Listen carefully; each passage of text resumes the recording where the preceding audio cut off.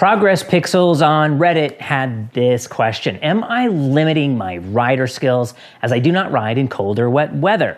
Should I focus more on sunnier days or just keep riding daily?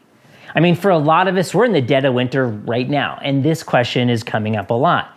And a lot of the answers from some of the really die-hard riders suggest that the manliest of men ride year-round, snow or shine. So let's get to the bottom of this.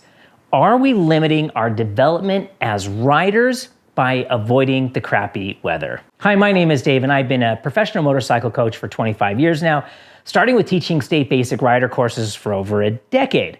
I'm currently a champion certified coach with Yamaha Champ School. I'm certified with USMCA. I'm the lead rider coach with Apex Trackdays. And I even work with our local highway patrol motors. So let's get into this. First and foremost, I know I go on and on and on about the value of practicing in a low grip environment. It is without a doubt the best way to enhance our skills as riders.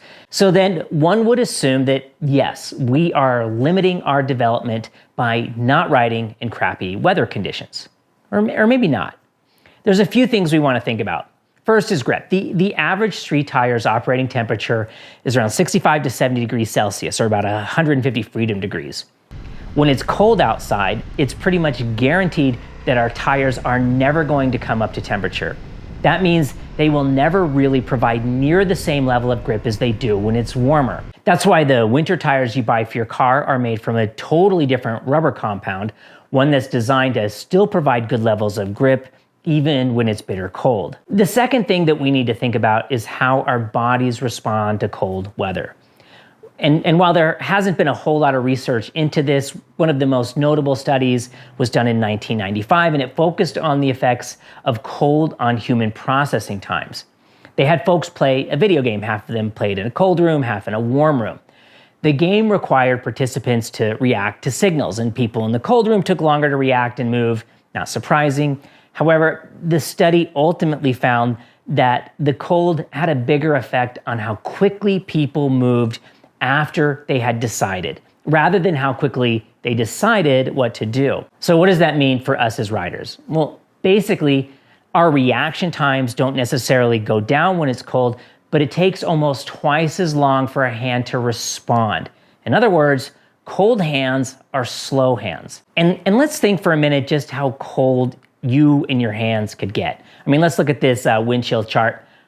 I don't even know who's riding at minus 15 degrees, but even riding near freezing at 80 kilometers an hour or 50 miles an hour is minus 10 Celsius, 14 American degrees. That's cold as balls.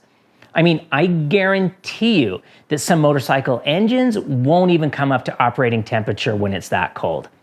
So right, cold tires, cold engine, cold me, where's the fun in that? And there's something else that I haven't even mentioned yet.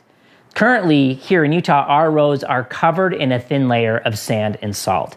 Those are two really big negatives right there, gravel and sand. So yeah, limited grip for multiple reasons. And then salt. Salt will destroy the finish on your motorcycle. It'll make everything rot. But maybe it's not quite that cold where you are, but it is wet. Now, we may not have cold hands or cold feet, but we still have less grip, with the added benefit of we can't really see very well. Overspray from other vehicles, fogging visors, and all the things. I mean, if you like riding in these conditions, I'm not here to judge. My goal is to help you make informed decisions. But the fact of the matter is, yes, we do learn faster when riding in a low grip environment, but riding in inclement weather, we are exposing ourselves to more risk. Our reaction times are going to be slower. Our braking distances are going to be longer. We have overall less grip, right?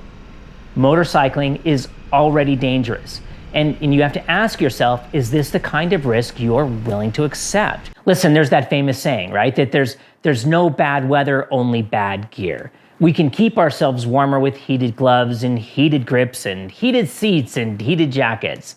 We can put a piece of cardboard in front of the radiator so that the bike warms up. And there's a ton of you who do this and you love it. But the question is, why do you enjoy riding? There's no wrong answer. Is it just knees in the breeze? Is it a social thing? Personally, the joy I get from riding comes from cornering. That's what keeps me engaged. So if I have no grip and no visibility, I'm cold, wet, and miserable, 1,000 to 1, I would rather be in my car with windshield wipers and a stereo and that big button on the dashboard that says heat. But let's be real here. Rain happens, snow happens. I mean, I live at high elevation in the Rocky Mountains. More than once I've left the house when it's sunny and warm, only to find myself trying to get down a mountain in a snowstorm. True story. It was a sunny, hot August afternoon, and a few of us had motored our way to the top of Pikes Peak in Colorado, 4,200 meters, 14,000 feet above sea level. And then, as can happen at any point in time out here in the West, in came, and I'm not making this up, a whiteout snowstorm in August. And we had to get off the mountain.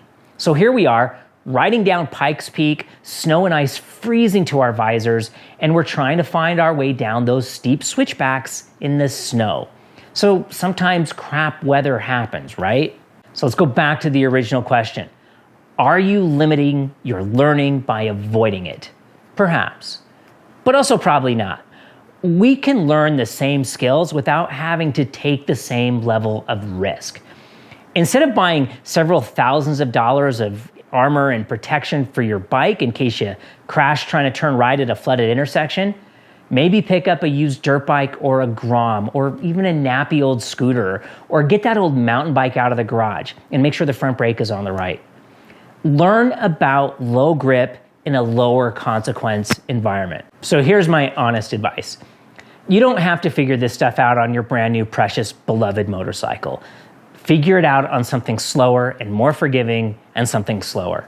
Something that if you do drop it, it isn't going to cost you 1,000 bones in repairs, and slow enough that hopefully it doesn't cost you any broken bones either. For everybody who loves riding year-round, there's those of us who are really sensitive about mitigating our exposure to risk. Both answers are totally fine. Choose the answer that's right for you.